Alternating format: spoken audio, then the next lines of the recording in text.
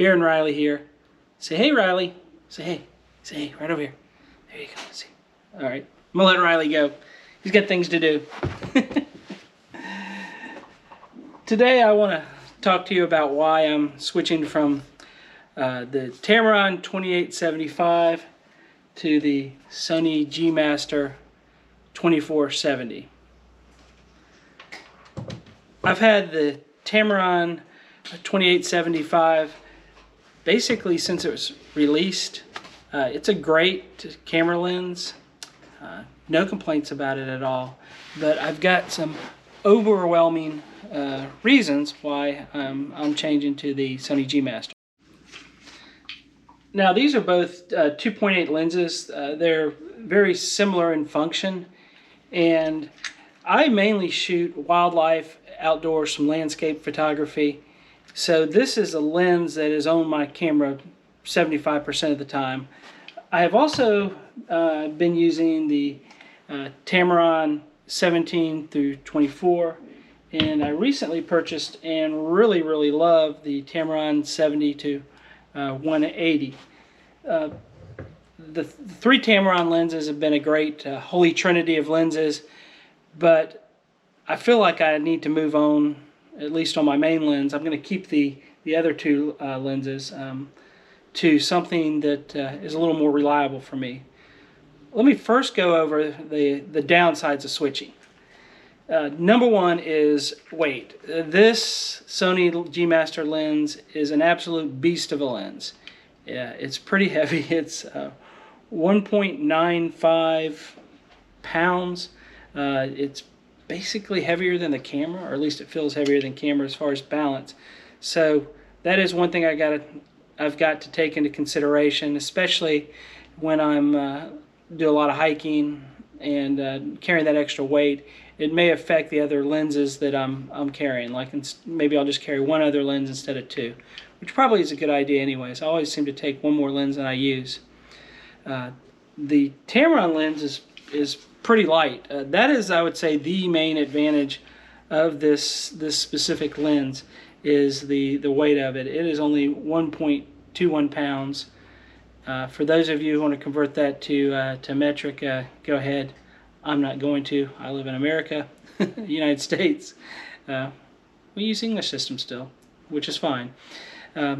So there is a big difference in weight. Size-wise, slightly different. The Sony's a little bit has a little more girth, a little rounder, but you know, size-wise, that makes very little difference to me. But the weight definitely is something that you need to take into account. The second downside of switching is this Tamron does have a nice macro capability in manual focus at 28 millimeters. You can manually focus and get pretty close to plants or an insect or whatever you want to shoot macro with, and you can get some really good details. But that's not something I do a lot, and it's really more of a novelty for me. The biggest reason and the biggest downside for switching is simply the price. This Tamron lens, if you're a casual photographer or if you're just looking for a really good bargain lens, it's the knees bees, it's the cat's meow. It is a fantastic lens. I can't say enough about it for the price. Currently, you can buy a brand new one for $879 on B&H. I think it's the same price on Adorama and Amazon. You know, hard to beat at that price, period. Sigma does have one that's a couple $100 more, which is a 2470 2.8, which is a new lens. That's something you should consider, but still this one overall cheaper. The Sony now is about $2,200. You know, you get what you pay for though. So those are the downsides. So here's why I'm switching. And the number one reason I'm switching is this. It's lens creep. the tightness of the lens when it extends on this particular lens is not very good. And so as I'm walking or hiking or just generally moving around, it gets longer and longer and longer. And truthfully, I find that extremely annoying. It bangs around more. It just generally annoys me. So that's the first reason. Second reason is the weather sealing. Now, I will say this. I've had this lens out in the snow and the rain. I haven't soaked it on purpose. I did have an incident where it totally submerged. It did get water in it. Did it do any permanent damage to the lens? Absolutely not. I sent it into Tamron, had it cleaned.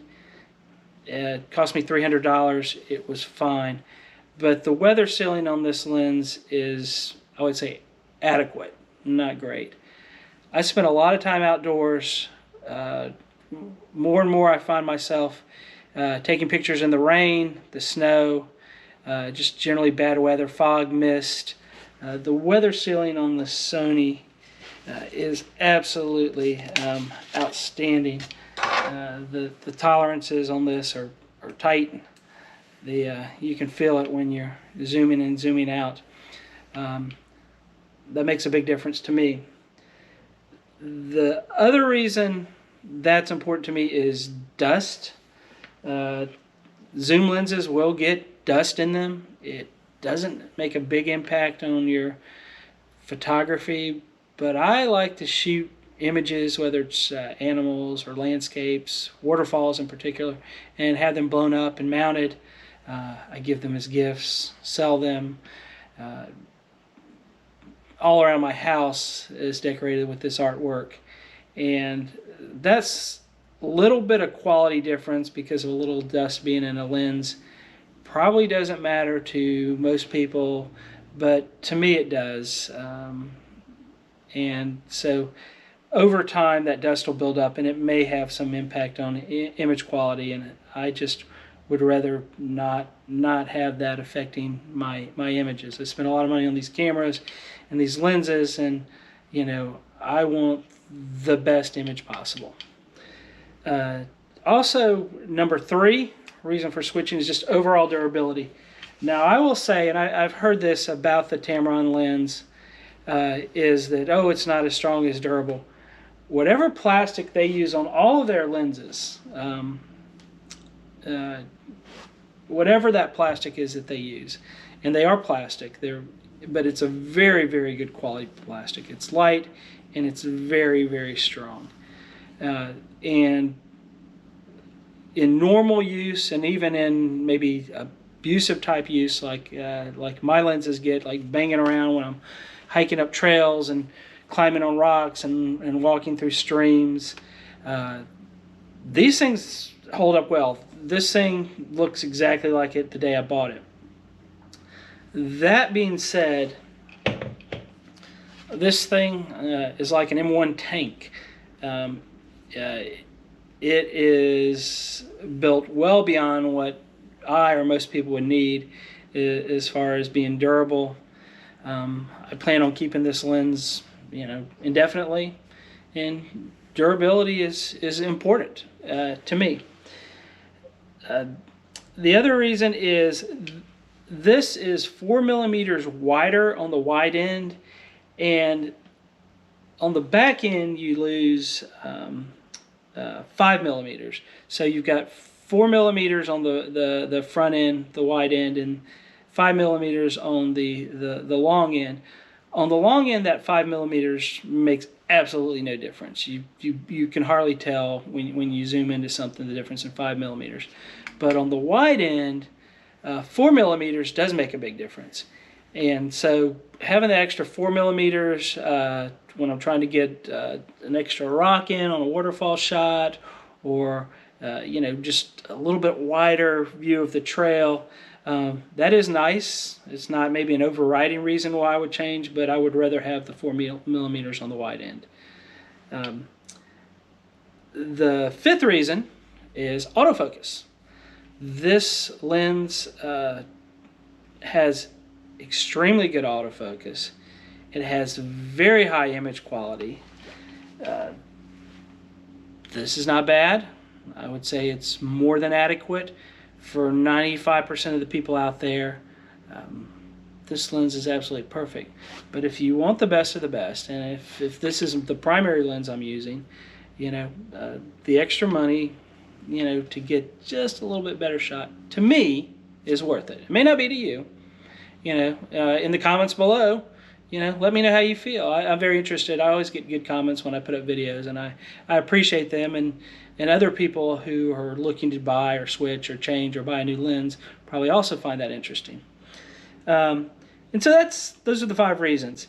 Now, the only other thing that I think comes into play in my decision was that Sigma has out a brand new 2470 f2.8 lens for the Sony E mount that competes with these, and it's around $1,100, maybe $1,200. And from everything I understand, it's excellent lens. It's almost as good as a G Master lens, and I did consider buying that.